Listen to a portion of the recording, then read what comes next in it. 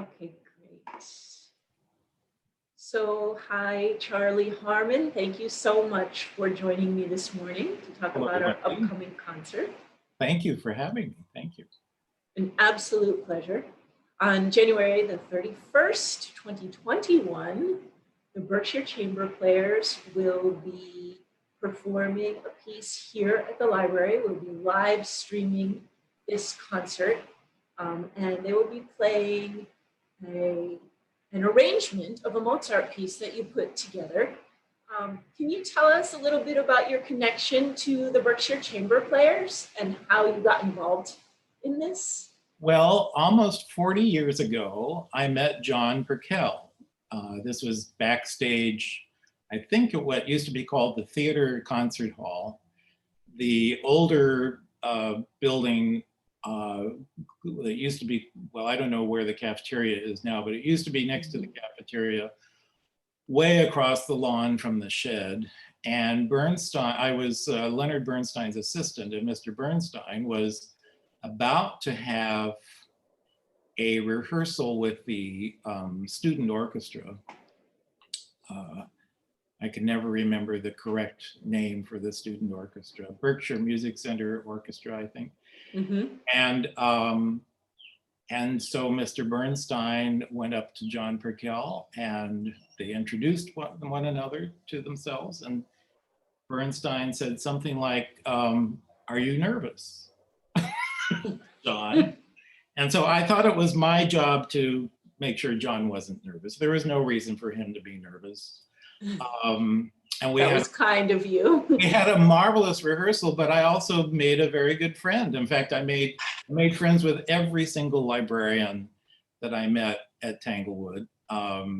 First and foremost, of course, Marty Burlingame, retired from the Boston Symphony. So I stayed friends with John, and when he was at the New York Philharmonic, I saw him there. And when he was librarian for the Boston Pops, I would see him on my visits to Symphony Hall. And I've stayed friends with him. And it was 2 years ago that I did a reading from my book on what it was like to work for Leonard Bernstein. The book is called, I'll do a shameless plug now, On the Road and Off the Record with Leonard Bernstein.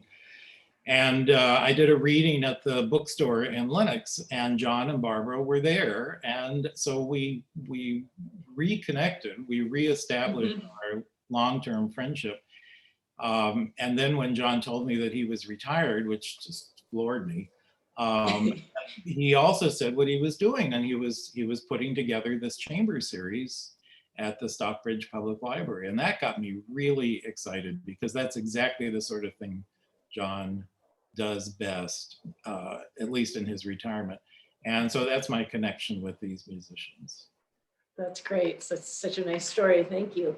It's nice to hear that you get along well with librarians. That speaks well of you, my personal opinion. My favorite people, and you know that the librarian is doing her job when you never see her, and you're not even aware that she exists. And then that's the perfect librarian. You know, the materials are there, and they're available, and you never know who the librarian is. That's the ideal.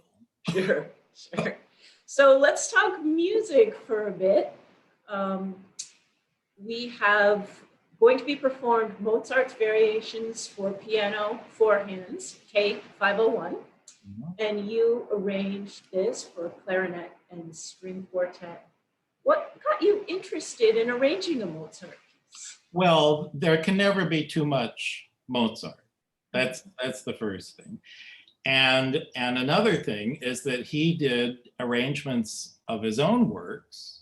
There's a C minor wind serenade that he arranged for string quintet.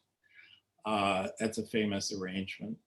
And another thing about arranging the works of another composer is that you really have to take it apart. You really have to look at every single note, and you can learn how that composer made those decisions. And in the case of Mozart, it just seems obvious. I mean, it just seems, when you listen to a Mozart piece, it just seems so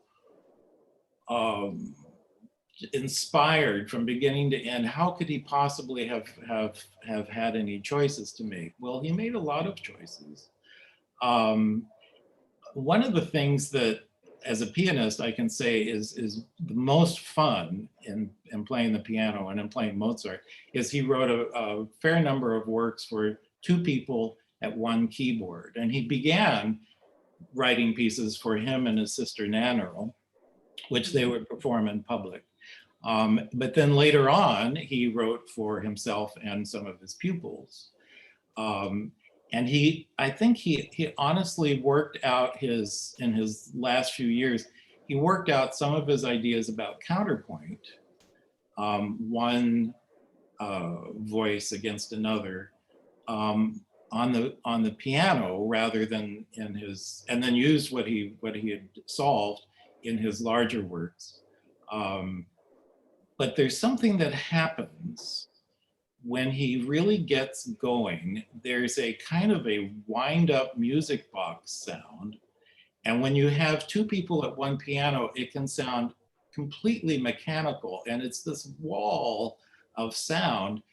And so that's what always gets me interested in making an arrangement, because I want to hear the individual parts of what that wall of sound is. And I want to take it apart and make it much more obvious to the listener what Mozart is actually doing in that wall of sound. That's fascinating. Would you tell us a little bit about Mozart's influence on other composers over time? Yeah, he was a hero to many. I think the most famous arrangement of Mozart's works is by Tchaikovsky. Tchaikovsky just adored Mozart. If you listen to the Overture to the Nutcracker, which what is the title? Overture Miniature, I think is what it's called. It doesn't have any cellos or basses. It just has violas and violins and then woodwind. And it's absolutely Mozartian. I mean, it could be mistaken for Mozart, except for a few harmonic flourishes. And Tchaikovsky wrote an entire suite. I think it's his fourth suite. No, it's not his fourth suite. But anyway, it's called Mozartiana. And it is Tchaikovsky's orchestrations of Mozart works, including the very famous Ave Verum Corpus. And I think it actually gets performed as a ballet more often than as a concert work. I don't know if Mozart's style actually influenced Tchaikovsky in any great way, except for, say, something like the Overture to the Nutcracker. But Mozart, yeah, I would say Mozart was an influence on many composers, less so as the Romantic era went on, but then a little bit in the neoclassic period of the 20th century, when you had composers going back to tonality and the classic forms. But Mozart gets played constantly. If you have a pianist on your concert and you want to sell tickets, you program a Mozart piano concerto. And so Mozart is what you choose. What did you think the outcome? What were you striving for as you made your arrangement? What would the outcome on the listeners be of hearing this piece as you arranged it? Well, I love the sound of the clarinet. And I had my freshman year at Carnegie Mellon, my roommate was a clarinetist. And but the output for that Mozart wrote for clarinet, mostly late in his life, is very small. It's really tiny. There's a concerto and there's the quintet for clarinet and strings. So anything I can do to expand that category, I think would make at least clarinetists, it would make them happy. Your former roommate is applauding somewhere right now. Yes, in fact, I think he's going to listen in to this today. Great. But also the idea is that when I make an arrangement of a work like Mozart, I'm not Tchaikovsky. I don't change any of the notes. I changed the key in this case to make it playable on these particular instruments, but I do not change the notes. And so it should sound like a piece by Mozart. And if you were in your car and you were in the middle of Nebraska and you found the NPR station and you heard this broadcast on your radio, your car radio, but if you didn't know, you missed what the announcer had said, you would think that it was a piece that you'd never heard before by Mozart. And that for me is the goal. My personality is not part of this, except that I feel almost like I'm channeling Mozart into just taking this very old wine and putting it in a new bottle, more or less. That's a fantastic analogy. Thank you. Charlie, we are so grateful to have you describing your process and allowing us to play this arrangement. And I hope everyone enjoys the concert. I'm very excited to hear this. I did this arrangement several years ago, and this is the first time I get to hear it. Wonderful. Well, for us as well. So thank you so much. Thank you. Thank you very much.